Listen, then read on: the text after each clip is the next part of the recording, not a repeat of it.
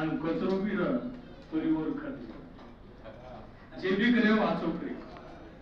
तो ये गोर बंजारा कौम किसी जमाने में शीशे की तरह चमकते थे, अन्य मुल्क से ला बैलों पर अड़तियां को वो देते थे। जहां नहीं था पीने का पानी, तालाब और कुएं वो खुदवाते थे।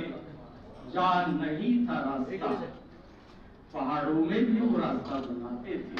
ये गोर बंजारा कौम किसी जमाने में शीशे की तरह है। क्या दिशा क्या दशा।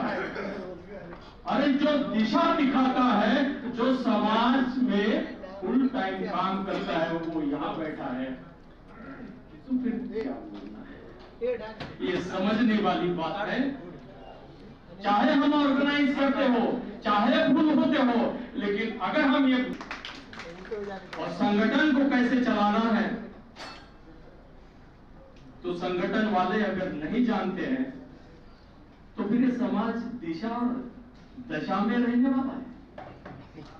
हमें दूसरों से फिलॉसफी लेने की जरूरत नहीं। वो इसलिए कि ये गौर समाज अपने आप में स्वयं पूर्ण था, उसको दूसरे जाति की जरूरत नहीं पड़ती थी। और हम किसकी फिलॉसफी लेंगे? हमारी फिलॉसफी खुद बनी हुई है, और हम अपने मार्ग से अगर चलेंगे, अगर हम अपनी सोच में रखेंगे, अगर हम अपने स्वतः के बलस्थान निर्माण करेंगे, तो हमें दूसरे की सोच लेने की जरूरत नहीं है। उधार में कुछ भी नहीं चाहिए। तो समाज उन्नत बनने के लिए बहुत संत महंतों ने, कोई ने प्रार्थना समाज निकाला, कोई ने आर्य समाज निकाला, कोई ने सत्य शोधक समाज निकाले। अभी भी लोग कुछ न कुछ बातें करके लोगों को गुमराह करते हैं, कुछ न कहीं दूसरा रास्ता दिखाते हैं। जो चलने का रास्ता है, जो बलस्थान का रास्ता है, वो उस रास्ता दिखाते नहीं है, भावनात्मक विषय पे वो लेके जाते हैं। तो क्या ये समाज प्रगति कर सकता है? सब जानते हैं कि समाज किससे प्रगत होता है, सब जानते हैं, लेकिन फिर हम बहुत इकड़म तिकड़म कहीं से बातें ढूंढ के लाते हैं और समाज का दिमाग हिला देते हैं। जहां पे काम करना है वहां काम नहीं होता है, और कोई फालतू धंधे करते बैठते हैं। तो समाज का काम, मैं बहुत कम शब्द में कहता हूं, एक्चुअली भूमिका मुझे बनाना था, लेकिन आप भी कितना सुनोगे। आपके लिए भी थोड़ी तालियां बना लो खुद के लिए।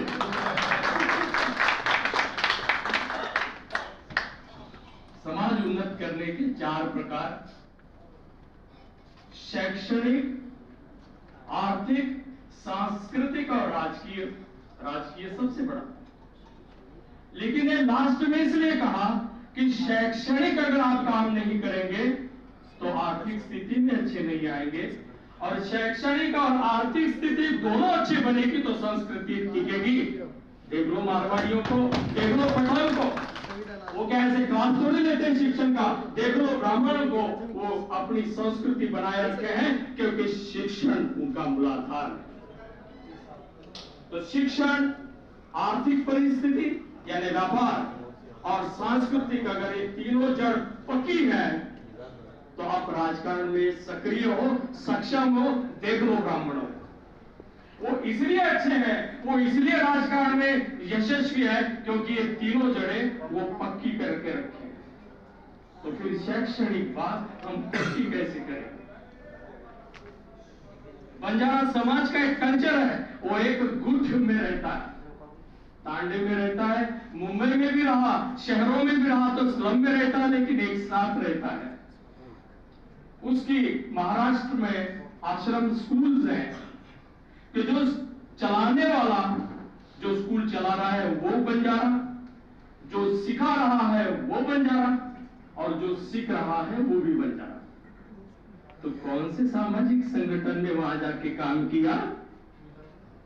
क्यों नहीं किया? इतने 70 साल से वहां पे आश्रम स्कूल के बस काम क्यों नहीं किया? तांडों में लाइब्रेरीज क्यों नहीं निकली? ये सवाल है। अगर आपको समाज को पक्का करना है तो ये सब चीजों को, अपन बलस्थान की बात कर रहे हैं तो इसलिए कह रहा हूं, कि ये सब चीजों के लिए हमें वहां जाके काम करने की जरूरत है। अभी बैठे में से कौन तैयार है? ये सवाल है, क्योंकि हमें करना है। कई गोलपीठ वाले वो तो बैठे हैं बेचारे, वो भी करेंगे, आप भी करोगे, सब मिलके करेंगे तो महात्मा, अकेला करेगा तो हुतात्मा। मरना है, स्वातंत्र मिलता नहीं, नाम बड़ा होता है। स्वातंत्र मिलता नहीं, नाम बड़ा होता है। महात्मा गाली खाता है लेकिन स्वातंत्र मिलता है, ये फर्क है। सब मिलकर जब काम करेंगे तो बहुत बड़ी काम होगा। તનભરેર ન્યૂઝ अपडेट सारू सब्सक्राइब बटन और बेल आइकॉन प्रेस करो। रोजाना न्यूज अपडेट के लिए सब्सक्राइब बटन और बेल आइकॉन